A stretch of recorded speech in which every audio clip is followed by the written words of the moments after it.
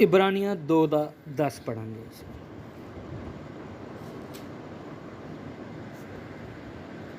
क्योंकि जिसके लिए सब कुछ है और जिसके द्वारा सब कुछ है, उसे यही अच्छा लगा कि जब वह बहुत से पुत्रों को महिमा में पहुंचाए, तो उनके उद्धार के कर्ता को दुख उठाने के द्वारा सिद्ध करे। हाँ, तो मैं की दस रहा, मिलाप वाले तंबू का दरवाजा है। दरवाजे तक तो खड़े हैं, पर अंदर है, अंदर की है, अंदर असली प्रोग्राम है सिद्ध बनना। समझ आ रहा है की बनना जी? सिद्ध बनना। इतने असी वचन पढ़ रहे हैं, प्रभु यीशु दे बारे भी लिखा है, इतने पढ़ रहे हैं। दोबारा पढ़ना उस वचन। क्योंकि जिसके लिए सब कुछ है, हाँ, और जिसके द्वारा सब कुछ है, उसे यही अच्छा लगा कि जब वह बहुत से पुत्रों को महिमा में पहुंचाए, तो उनके उद्धार के कर्ता को दुख उठाने के द्वारा सिद्ध करे। हाँ, उद्धार के कर्ता को दुख उठाने के द्वारा सिद्ध करे। जान कि प्रभु यीशु दे जीवन दे असीं देखते हैं,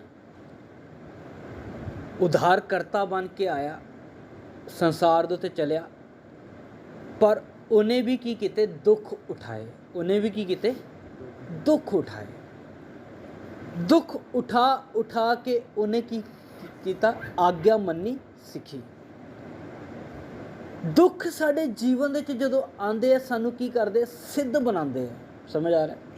दुख साडे जीवन दे जिहड़े भी आंदे आ, सानू बर्बाद करन दे लई नहीं आंदे, बल्कि की बनाने दे लई आंदे आ? सानू सिद्ध बनाने दे लई आंदे आ। समझ आ रहा है? इस दे नाल एक और वचन पढ़ांगे इहदा, इब्रानियां 5 ਦਾ 7। इब्रानियां 5 अध्याय ਉਹਦਾ 7 वचन तो लैके 9 वचन तक असीं पढ़ांगे।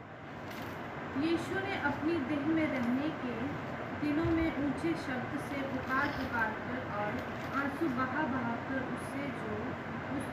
उससे जो उसको मृत्यु से बचा सकता था, प्रार्थनाएं और विनती की, और भक्ति के कारण उसकी सुनी गई। पुत्र होने पर भी उसने दुख उठाकर आज्ञा माननी सीखी। हाँ। और सिद्ध बनकर अपने सब आज्ञा मानने वालों के लिए सदा काल के उद्धार का कारण हो गया। हाँ, इतने देखिए वचन दे असीं साफ पढ़ते हैं, और पुत्र होने पर भी उसने दुख उठा कर आज्ञा माननी सीखी, और सिद्ध बनकर अपने सब आज्ञा मानने वालों के लिए सदा काल के उद्धार का कारण हो गया। जान कि प्रभु यीशु जो साडा उद्धार करता है, उन्हें की कीती है? दुख उठा के की कीती? आज्ञा मन्नी सीखी, और दुखों के द्वारा की बन गया जी? सिद्ध बन गया। अज मेरे और तुहाडे जीवन दे भी जब दुख मुसीबतां परेशानियां आंदियां, तो सानू की करन दे लई आंदियां? सिद्ध बनाने दे लई आंदियां। समझ आ रहा है? की बनाने दे लई आंदियां? सानू सिद्ध बनाने दे लई आंदियां। कई कष्ट, कई दुख, कई निंदा, बदनामी, अपमान, लज्जा, ये सानू की करदियां? सिद्ध बनांदियां। की बनांदियां जी? सिद्ध बनांदियां। प्रभु यीशु भी पुत्र होने के कारण भी, समझ, पुत्र होने के कारण भी वो की कर रहा है? दुख उठा के की कर रहा है? आज्ञा मान रहा है। पिता दे अगे प्रार्थना की उन्हें, पिता ए प्याला मेरे तलों हट जाए, है ना? गतसमनी बाग दे विच बैठ के की कर रहे प्रभु यीशु थे? प्रार्थना कर रहे, और प्रार्थना करते करते पसीना की बन गया? वह लहू बन गया। पसीना की बन गया? वह लहू बन गया। और वो पसीना लहू दिया बूंदा बन के थले डिगया। जानी कि इन्ना व्याकुल हो गया मनुष्य होने के कारण। प्रभु यीशु मनुख होने के कारण प्रभु यीशु की कर रहा है? उस दर्द नूं जां उस तकलीफ नूं वो पहले ही अपने जीवन में की कर लग गया, एहसास या महसूस कर रहा है। समझ आ रहा है? उन्होंने मालूम है कि अगे जिहड़ा मेरे उत्ते आने वाला दुख है बहुत खतरनाक है, बड़ा खतरनाक है। समझ आ? वो कोई छोटा मोटा दुख नहीं है। एक घट 40 कोड़े वजने है। समझ आ रहा है? दाड़ी नूं नोचना है, मूँह दे उत्ते थप्पड़ मारने, मूँह दे उत्ते थुक्या जाना, उहदे कपड़िਆਂ ਨੂੰ फाड़ दिता जाना, उहदे क्रूस दे उत्ते लटकाना है नंगा। समझ आ रहा है? सिर दे उत्ते कंडियां दा ताज रखना है, क्रूस नूं लैके चलना पैना है। समझ आ रहा है? प्रभु यीशु सब कुछ देखदा फिर भी पिता दी की कर रहा, आग्या मन रहा है। अगे की कहता, पिता मेरी नहीं बल्कि तेरी इच्छा पूरी हो जाए। समझ आ रहा है? वो कहता, पिता यदि तेरी इच्छा है तो यह प्याला मेरे को हट जाए। पिता दे के प्रार्थना कर रहा है, कहता कि ये पिता यदि तेरी इच्छा है तो यह प्याला मेरे को हट जाए। अगर तेरी इच्छा है तो अज उस तरह मेरे और तुहाडे जीवन में भी जो दुख मुसीबत कष्ट परेशानियां समस्यावां आंदियां तो कभी असी भी इदा प्रार्थना करते हैं कि ये पिता तेरी इच्छा तो हट जाए। अं तो बस यही प्रार्थना करते, हट जाए प्रभु, हटा दे। समझ आ है ना? इस तरह कहते हैं दुनिया हो गई है। प्रभु मैं रोज़ा रख के बैठा, रोज़ा रख के बैठी हैं, मैं चर्च जा रही हैं, उत्थे मैं दुआ करदी हैं, दुआ करदा है, प्रभु ये दुख हटा दे इस वेले। कभी इदा प्रार्थना की कि प्रभु जे तेरी मर्जी है ना तो यह दुख मेरे जीवन तो हट जाए। असी इदा कभी प्रार्थना नहीं करते, लेकिन असली प्रार्थना यही है कि प्रभु यदि तेरी इच्छा है तो यह दुख मेरे जीवन के हट सके। समझ आ रहा है? अगर तू चाहता है तो, क्योंकि यह जिहड़ा मेरे जीवन के दुख आ रहा है, मुसीबत आ रही है, यह मैनू बर्बाद करने लिए नहीं आ रही बल्कि यह बनाने के लिए आ रही, मैनू सिद्ध करने के लिए आ रही है। समझ आ रहा है? इसलिए कदे भी इन्हां दुखों, इन्हां मुसीबतों, इन्हां कष्टों तो डरे ना। समझ आ? डरे ना बल्कि खड़े रहे और इन्हों सहन करें।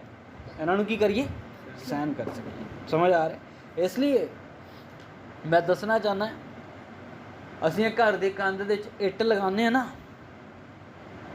असीं इस इट नूं कदी इहदी गवाही पुछी है कि तू किद्दां बनी है? समझ आ रहा? असीं कदे नहीं इहनूं पुछा होएगा, यह दसेगी भी नहीं, पर मैं इहदी गवाही मैं इहदी आप ही दसदा। इहदी गवाही बड़ी खतरनाक है।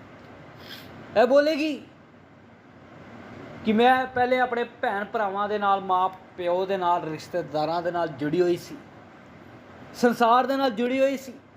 समझ आ रहा? मेरे भी कुछ उम्मीदां सी, मेरियां भी कोई आसां सी, पर एक व्यक्ति आया, गैंती कई लैके आए, JCB लैके आए, मैनू उथों पटता, मैनू उस जगह तो की करता, अलग करता और एक वीरान जगह उत्ते लैके चले गए। बड़े वड्डे ढेर लगे सी उत्थे, मैनू भी जाके उत्थे ले जाके सुट दिता। मेरा सब कुछ छड़ो गया। समझ आ रहा है? सब कुछ चला गया मेरा। फिर उस तो बाद कईयां ने मेरे ते पानी पा के लकड़ां दे नाल कुटिया, पैरां दे नाल कुटिया, पानी पा पा के मैनू की किया? पतला किया। समझ आ रहा है? ये किहदी गवाही दस रहे हैं? इट दी गवाही दस रहे हैं। मैं सोचा ठीक है, इन्ना दुख आ गया, बड़ा है। कहती होनी है भी बड़ा दुख है, ठीक है जी, चंगी तरह पीस के पानी पा के पतला करता। फिर एक सांचा लिया, उस सांचे दे च मैनू रखिया, इट बनाने वाला सांचा हुंदा, उस सांचे दे च रखिया। फिर मैनू कई दिनों तक लाइन सिर धुप्पे रख छड़िया, कई दिनों तक लाइन सिर धुप्पे लगा छड़िया। मैं सोचा कि ठीक है जी, हुण बड़ा दुख हो गया, हुण चला गया, दुख खत्म हो गया। मैं सोचा इत्थे तक ही प्रोग्राम ही, पर नहीं, असली दुख जिहड़ा मेरे जीवन दे होण आने वाला है। फिर मैनू चक्या एक बंद कमरे दे च लै गए, अगे दरवाजा बंद कर दिता, पता नहीं धुआं जा आया बड़ा जबरदस्त। फिर चारों तरफ अग निकल आई, भट्ठे दे च रख दिता। एक तरफ अग नहीं निकलती भट्ठे च, भट्ठे इट्टां वाला भट्ठा देखिया तुसीं? इट वाला भट्ठा जिहड़ा उहदे च कोई भी डिग जाए ना तो कहंदे वो डिग भी जाए तो कहंदे उहनूं उत्थे बचांदा कोई भी नहीं है। उसकी संभावना नहीं है कि उस अग दे चों बच जाए, क्योंकि वो अग लूण वाली अग है। ਸਮਝ ਆ ਰਿਹਾ, ਬਚ ਨਹੀਂ ਸਕਦਾ ਉਹਦੇ ਵਿੱਚ ਬੰਦਾ, ਕੋਈ ਵੀ ਡਿੱਗ ਜਾਏ ਉਸੇ ਵੇਲੇ ਖੁਰ ਜਾਂਦਾ ਉਹ, ਉਹਨੂੰ ਕੱਢਦੇ ਨਹੀਂ ਉਹਦੇ ਵਿੱਚੋਂ। ਸਮਝ ਆ ਰਿਹਾ, ਇੰਨੀ ਖਤਰਨਾਕ ਉਹ ਅੱਗ ਹੈ।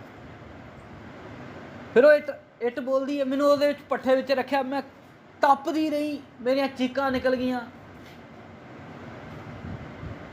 ਸਮਝ ਆ ਰਿਹਾ, ਬੜਾ ਖਤਰਨਾਕ ਦੁੱਖ ਸੀ ਉਹ।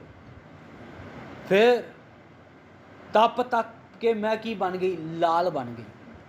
ਮੇਰਾ ਮਿੱਟੀ ਰੰਗਾ ਕੀ ਹੋ ਗਿਆ, ਰੰਗ ਲਾਲ ਸੁਆ ਹੋ ਗਿਆ।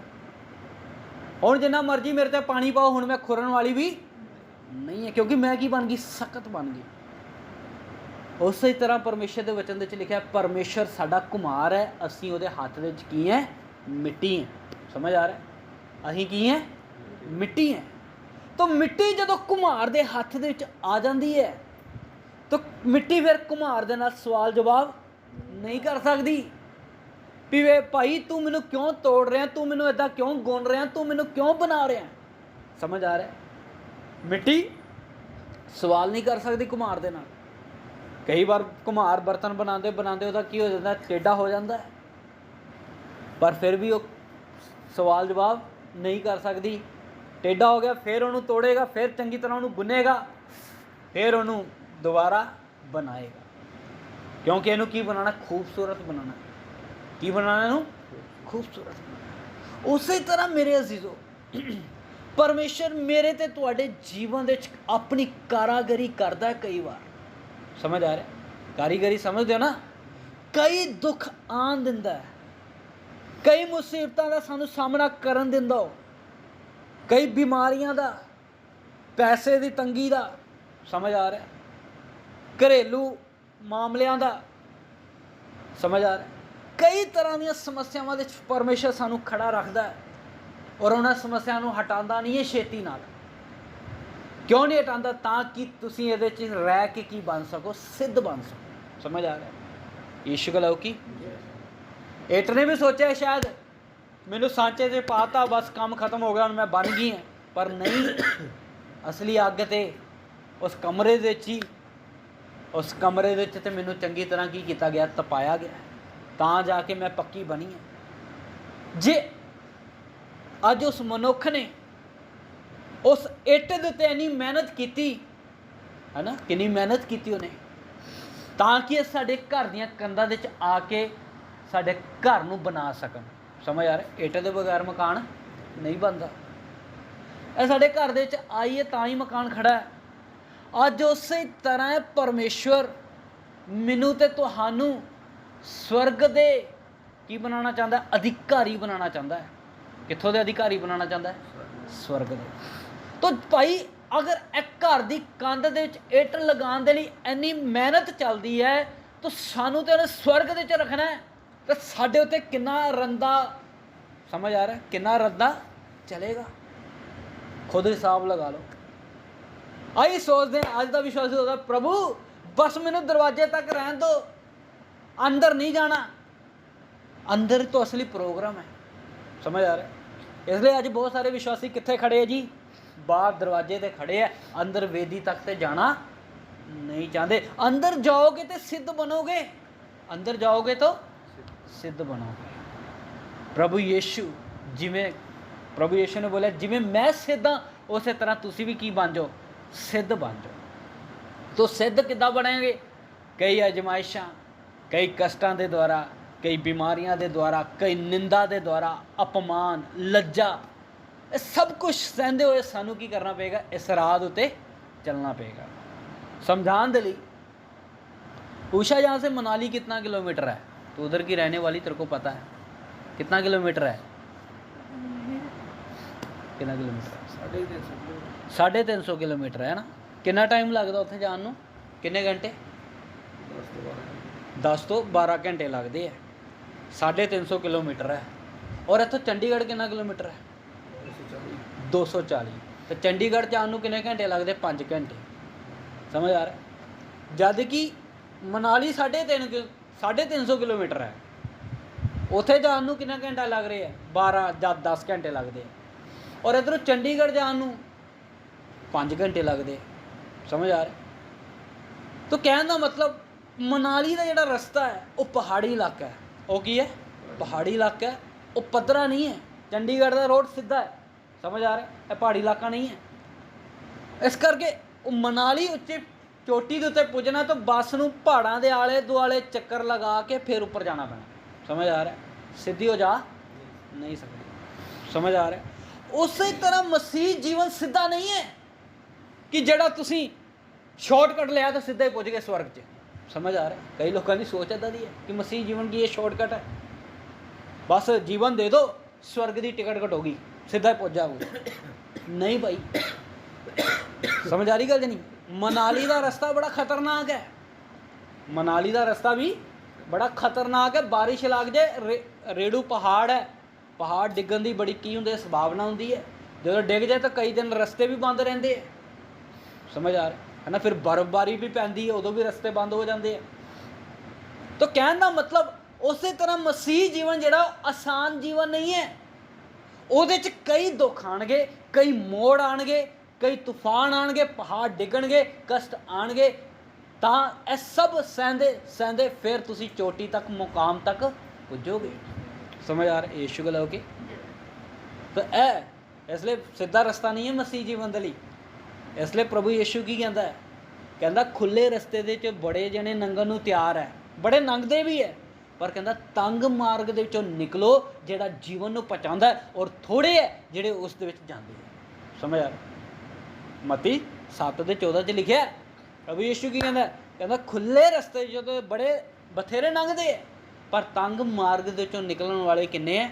ਥੋੜ੍ਹੇ ਹੀ ਹੈ, ਪਰ ਉਹੀ ਹੈ ਜਿਹੜਾ ਜੀਵਨ ਨੂੰ ਪਹੁੰਚਾਉਂਦਾ। ਇਸ ਲਈ ਮੇਰੇ ਪਿਆਰਿਓ, ਅੱਜ ਤੁਸੀਂ ਇਸ ਮਸੀਹ ਜੀਵਨ ਦੇ ਵਿੱਚ ਚੱਲਦੇ ਹੋ ਤਾਂ ਫੈਸਲਾ ਲਓ ਜਾਂ ਸੋਚ ਲਓ ਕਿ ਇਹ ਜਿਹੜਾ ਜੀਵਨ ਮਸੀਹ ਜੀਵਨ ਹੈ ਇਹ ਸ਼ਾਰਟਕਟ ਨਹੀਂ ਹੈ, ਸਿੱਧਾ ਰਸਤਾ ਨਹੀਂ ਹੈ। ਇਹਦੇ ਲਈ ਕੋਈ ਸਿੱਧਾ ਰਸਤਾ ਨਹੀਂ ਹੈ। ਪ੍ਰਭੂ ਯਿਸੂ ਜੋ ਇਸ ਧਰਤੀ ਦੇ ਉੱਤੇ ਮਨੁੱਖ ਬਣ ਕੇ ਆਇਆ, ਉਹ ਸਾਡੇ ਲਈ ਕੀ ਅਸੀਂ ਵਚਨ ਪੜ੍ਹ ਰਹੇ ਕਿ ਉਹ ਦੁੱਖ ਉਠਾ ਕੇ ਉਹਨੇ ਕੀ ਕੀਤੀ? ਆਗਿਆ ਮੰਨੀ, ਸਿੱਖੀ। ਤਾਂ ਅੱਜ ਮੇਰੇ ਔਰ ਤੁਹਾਡੇ ਜੀਵਨ ਦੇ ਵਿੱਚ ਵੀ ਦੁੱਖ ਆਉਂਦੇ ਆ, ਤਾਂ ਅਸੀਂ ਵੀ ਕੀ ਕਰੀਏ? ਆਗਿਆ ਮੰਨਦੇ ਚੱਲਦੇ ਰਹੀਏ, ਸਮਝ ਆ ਰਿਹਾ? ਪਰਮੇਸ਼ਰ ਨੂੰ ਛੱਡੇ ਨਾ, ਬਲਕਿ ਉਹਨਾਂ ਦੁੱਖਾਂ ਦੇ ਵਿੱਚ ਬੈਠ ਕੇ, ਕਸ਼ਟਾਂ ਦੇ ਵਿੱਚ ਬੈਠ ਕੇ ਪਰਮੇਸ਼ਰ ਦੀ ਇੱਛਾ ਨੂੰ ਜਾਣੇ ਕਿ ਪਰਮੇਸ਼ਰ ਤੂੰ ਮੈਨੂੰ ਇਹਦੇ ਦੁਆਰਾ ਕੀ ਸਿਖਾਉਣਾ ਚਾਹੁੰਦਾ ਹੈ ਜਾਂ ਕੀ ਬਣਾਉਣਾ ਚਾਹੁੰਦਾ ਹੈ। ਤਾਂ ਇਸ ਲਈ ਦੁੱਖ ਜਦੋਂ ਆਉਂਦੇ ਆ, ਇਹ ਸਾਨੂੰ ਬਰਬਾਦ ਕਰਨ ਦੇ ਲਈ ਨਹੀਂ ਆਉਂਦੇ, ਕਿਉਂਕਿ ਵਚਨ ਦੇ ਵਿੱਚ ਲਿਖਿਆ, ਰੋਮੀਓ 8:28 ਦੇ ਵਿੱਚ ਲਿਖਿਆ ਹੈ, ਜੋ ਲੋਕ ਪਰਮੇਸ਼ਰ ਦੇ ਨਾਲ ਪਿਆਰ ਕਰਦੇ ਆ ਉਹਨਾਂ ਦੇ ਲਈ ਸਭ ਗੱਲਾਂ ਮਿਲ ਕੇ ਕੀ ਕਰਦੀਆਂ? ਭਲਾਈ ਪੈਦਾ ਕਰਦੀਆਂ। ਉਹਨਾਂ ਦੇ ਲਈ ਸਭ ਗੱਲਾਂ ਮਿਲ ਕੇ ਕੀ ਕਰਦੀਆਂ ਜੀ? ਭਲਾਈ ਪੈਦਾ ਕਰਦੀਆਂ। ਜੋ ਲੋਕ ਕਿਹਦੇ ਨਾਲ ਪਿਆਰ ਕਰਦੇ ਆ?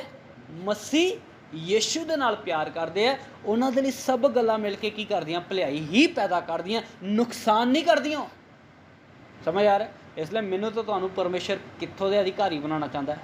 ਸਵਰਗ ਰਾਜ ਦੇ। ਇਹ ਘਰ ਦੀ, ਇਹ ਇੱਟ ਨੂੰ ਤੇ ਘਰ ਦੀ ਕੰਧ 'ਤੇ ਲਗਾਉਣਾ, ਮੈਨੂੰ ਤਾਂ ਤੁਹਾਨੂੰ ਯਰੂਸ਼ਲਮ ਦੇ ਵਿੱਚ ਲਗਾਉਣਾ ਹੈ, ਸਮਝ ਆ? ਨਏ ਯਰੂਸ਼ਲਮ, ਨਈ ਧਰਤੀ, ਨਏ ਆਕਾਸ਼ ਦੇ ਉੱਤੇ ਰੱਖਣਾ ਹੈ ਪਰਮੇਸ਼ਰ ਨੇ। ਅਤੇ ਇਸ ਲਈ ਸਾਡੇ ਉੱਤੇ ਪਰਮੇਸ਼ਰ ਕੀ ਕਰੇਗਾ? ਚੰਗੀ ਤਰ੍ਹਾਂ ਰੰਦਾ ਫੇਰੇਗਾ, ਸਮਝ ਆ ਰਿਹਾ? ਚੰਗੀ ਤਰ੍ਹਾਂ ਰਗੜ ਪੱਟੀ ਕਰੇਗਾ, ਚੰਗੀ ਤਰ੍ਹਾਂ ਆਪਣੇ ਹੱਥ ਵਿੱਚ ਲੈ ਕੇ ਸਾਨੂੰ ਕੀ ਕਰੇਗਾ? ਪੀਸੇਗਾ, ਸਮਝ ਆ ਰਿਹਾ? ਤਾਂ ਕਿ ਮੀਤ ਹਰਸ਼ ਕੀ ਬਣ ਸਕੇ? ਸਿੱਧ ਬਣ ਸਕੇ, समझ आए प्रार्थना। हालेलुया, धन्यवाद, धन्यवाद ओ प्रभु, हालेलुया, धन्यवाद ओ प्रभु यीशु।